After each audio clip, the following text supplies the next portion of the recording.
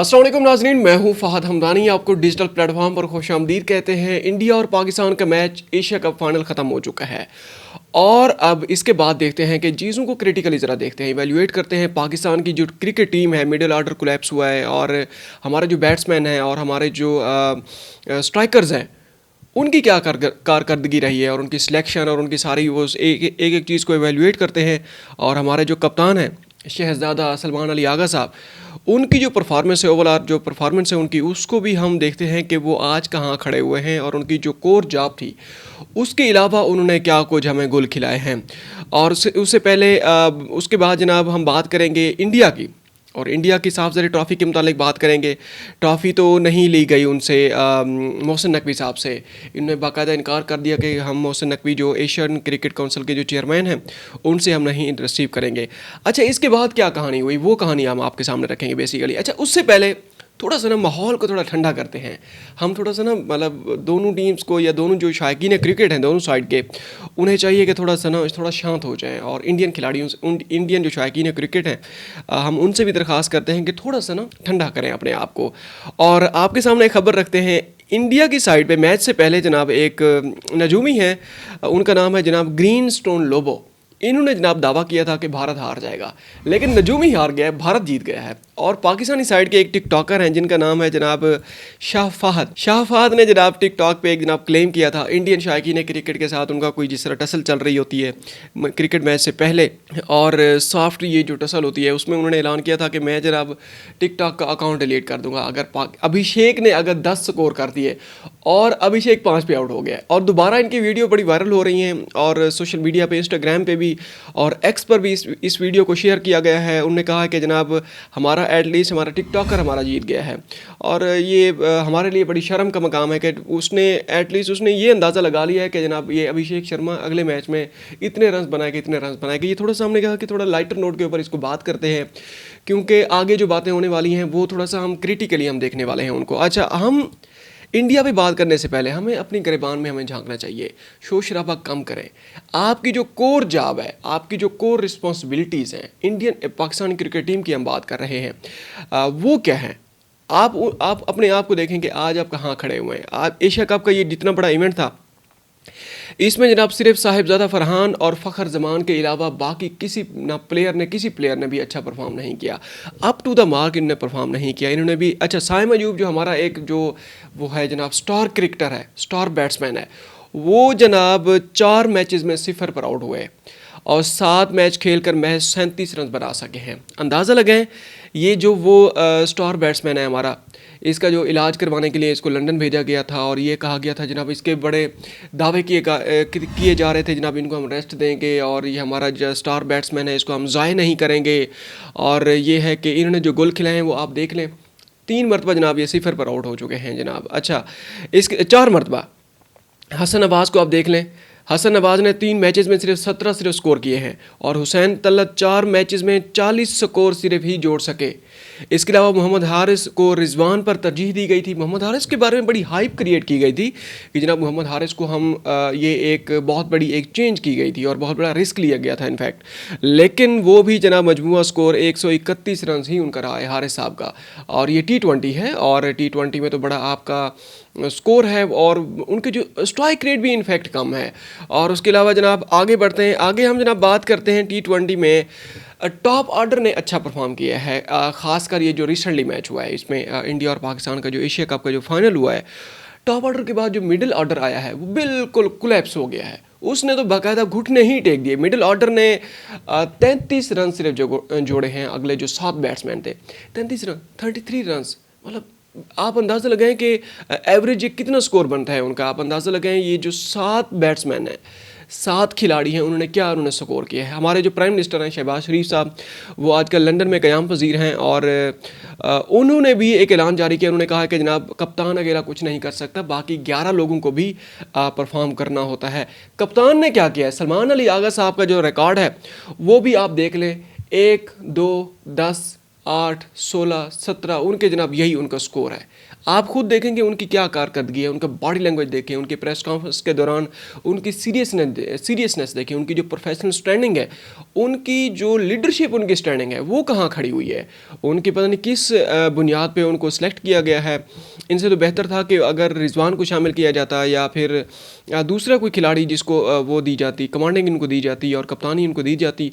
पता नहीं who pulled the strings for him to put him on captaincy slot. ये हमें नहीं समझ आ रही कि इनको किस बेसिस पे कैप्टनसी इनको सौंपी गई है। और इनका जनाब ये है कि अच्छा, ये हम तनकीद का निशाना नहीं बना रहे, वी आर क्रिटिकल पैट्रियाट। हम, ये हमारी जिम्मेदारी है एक सहाफ़ी होने के नाते, हमने बात करनी है। और ये है कि अच्छा, हारिस रऊफ़ को चेक करें। हारिस रऊफ़ ने जनाब, ओ खुदा के बंदे, कोई तुमसे पूछे कि ये देखो कि तुम यार्कर मारो, अब वसीम अकरम, वकार यूनिस, उसके अलावा जनाब मोहम्मद आमिर, सारे पिट रहे हैं। ये कौन सा जनाब प्लेयर है जिसको ये नहीं पता कि जब आप क्राइसिस में होते हैं, थोड़ा आपने प्रेशर में उनको लेके आना होता है। 10 स्कोर का आप दिफा नहीं कर सके, यार्कर मारो, इनको रगड़ो, इनको प्रेशर में लेके आओ। सीधी बाल उनको दे रहे हो और उन्हें उठा के आपको जनाब उनने कोसों दूर आपकी बाल फेंकी है। और उसके अलावा जनाब ये है कि जो हमारे जो बाकी जो शाहीन अफरीदी है, फ़हीम अशरफ हैं, ये जनाब मतलब इनको तो कोई रन बनाए आउट होना इनकी तो कोई बात ही नहीं है, इनके लिए तो कोई चीज़ ये मानी भी नहीं रखती। और ये जनाब शाहीन अफरीदी, ये बॉलिंग ऑलराउंडर है बेसिकली। इनकी जो कारकर्दगी आप देख लें कि इनके 2-3 मैचेस में तो इन्हें 50-50 स्कोर पड़ा है और इनको विकेट भी नहीं मिली। ये जनाब थी अब तक की जो खबरें सामने आ रही थी, ये पाकिस्तानी टीम की कारकर्दगी। Charity begins at home. हमने हार को तस्लीम किया है और हमने चीज़ों को देखा है कि किस बुनियाद पे हम हारे हैं, क्या क्या वजूहात हैं।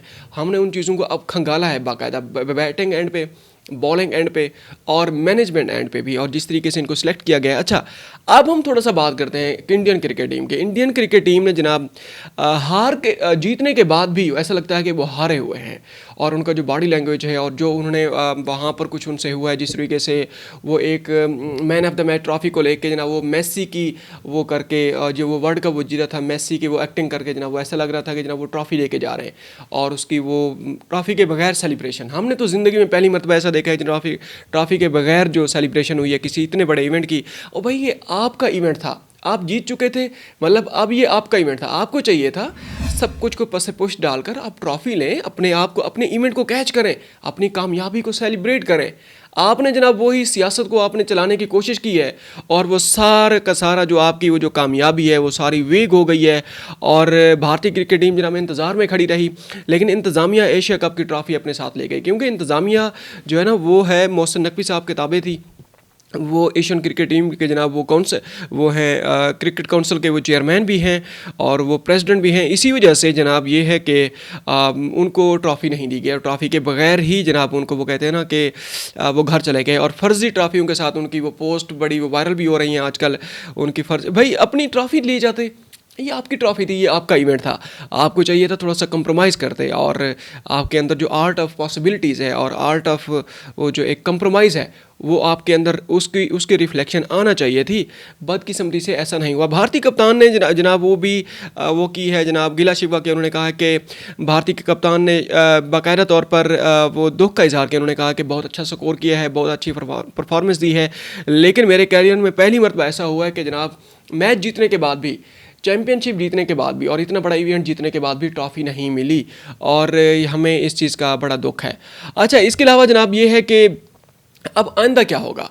आइंदा यही होगा कि जनाब हमें चाहिए थोड़ा सा ना, हमें क्रिकेट, सियासत और इन चीज़ों को थोड़ा दूर रखें।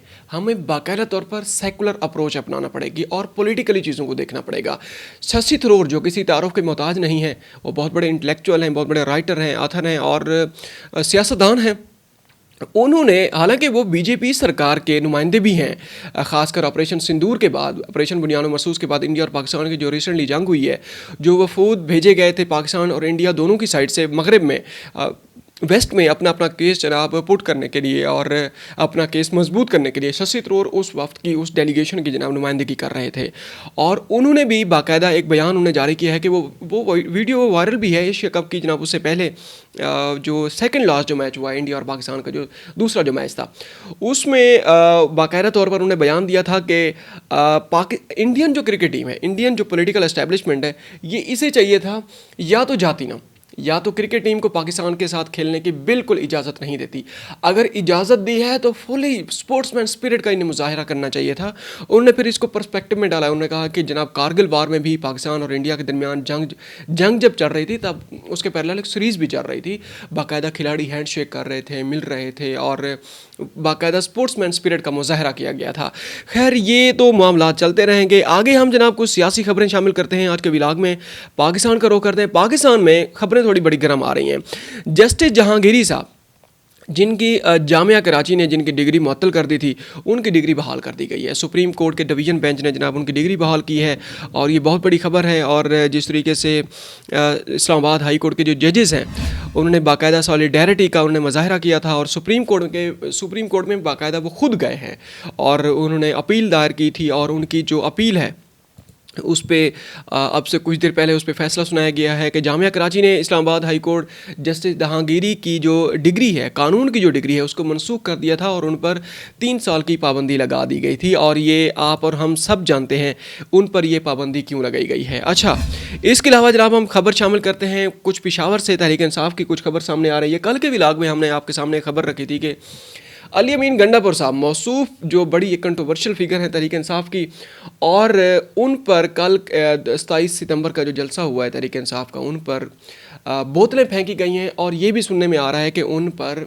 जूते फेंके गए हैं। और जो जूते फेंके गए हैं उसके बाद जो बड़ी बड़ी गर्म खबरें सामने आना शुरू हो गई हैं। इरफान सलीम, तहरीक इंसाफ पेशावर के जो सदर हैं, उन्होंने एक बयान दिया। अच्छा, ये वही इरफान सलीम है जो जब इलेक्शन होने जा रहे थे सेनेट के, इन्होंने कुछ धड़ेबंदी की थी और इन्हें 2-3 धड़े बन गए थे।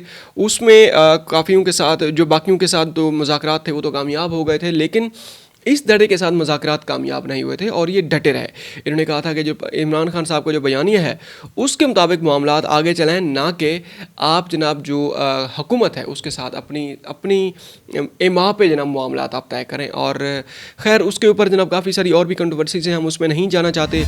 इरफान सलीम साहब ने जनाब उसमें अली अमीन गंडापुर साहब को मुखातिब करते हुए कहा कि जलसे में जो कुछ हुआ ये जमहूर की आवाज़ है, इसको सुनिए और सोचिए। ये बहुत बड़ा पैगाम है।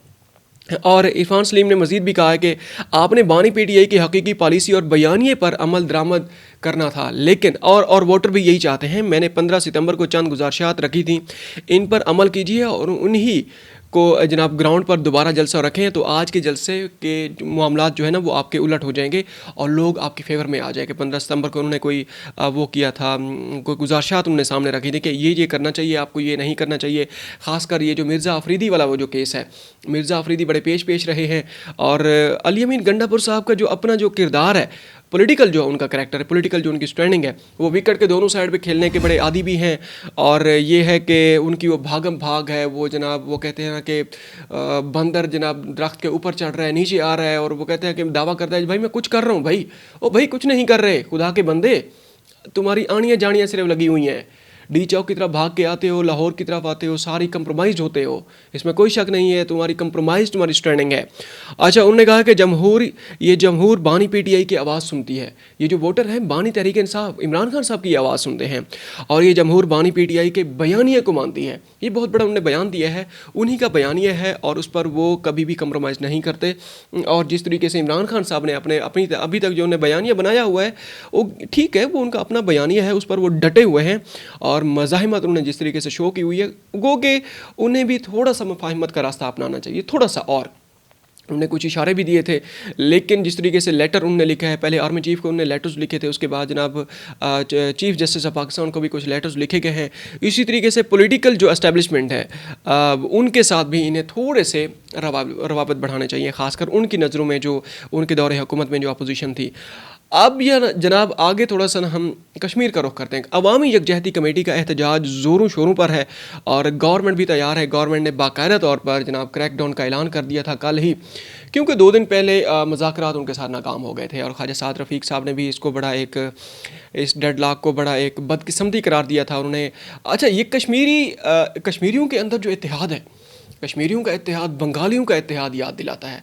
कश्मीरियों का इत्तेहाद वकला और डॉक्टर जो कम्युनिटी है इनका इत्तेहाद याद दिलाता है। उनके यहाँ जो इत्तेहाद है, जिस नेचर है, उसमें ख़वातीन, बच्चे, मर्द, बूढ़े सारे के सारे बाहर निकलते हैं। और लास्ट टाइम जो उन्होंने एहतजाज किया था उसमें तो बाकायदा हमें ये देखने को मिला था कि ये कुछ भी कर सकते हैं। और ये जो हमारी जो रियासत की रिट है उसको चैलेंज भी कर सकते हैं। और ये बहुत बड़ा सबक था कश्मीर में जो पॉलिटिकल एस्टेब्लिशमेंट है, ख़ासकर वहाँ पर नून लीग की गवर्नमेंट है और उससे पहले तहरीक इंसाफ की गवर्नमेंट थी, पीपल्स पार्टी भी उसमें पेश रहती है। लेकिन मरकज़ में जिसकी हुकूमत होती है, इस्लामाबाद जिसकी हुकूमत होती है, तो कश्मीर और गिलगित बल्तिस्तान में भी आलमोस्ट उसी की ही हुकूमत होती है। अब हुकूमत इस्लामाबाद ने, मरकज़ की हुकूमत ने जनाब यहाँ से जनाब पुलिस और रेंजर्स के दस्ते भी रवाना कर दिए हैं उसकी आज़ाद कश्मीर की गवर्नमेंट को सपोर्ट करने के लिए। अल्लाह खैर करे। देखते हैं कि अब तक की जो इतलात सामने आ रही हैं वो ये है कि कल से मोबाइल फ़ोन सर्विस और इंटरनेट सर्विस को भी बाकायदा तौर पर मुअत्तल कर दिया है, बंद कर दिया गया है। और वहाँ पर क्रैकडाउन की बड़े एक मैस लेवल के क्रैकडाउन की तैयारियाँ ज़ोरों शोरों से जारी हैं। और अब तक की जो इतला सामने आ रही हैं कि काफ़ी सारे लोग ज़ख्मी हैं और हैवी लेवल के जनाब क्लैशेस हुए हैं। ये तो जब इंटरनेट बहाल होगा, वीडियो सामने आएंगी और जो डेवलपमेंट सामने आएंगी वो हम आपके सामने रखें। अब तक के लिए इतना ही, मिलते हैं एक और व्लॉग में। Thank you very much. अपना ख्याल रखिएगा और हो सके तो हमारे चैनल का भी ख्याल रखिएगा। अस्सलाम वालेकुम।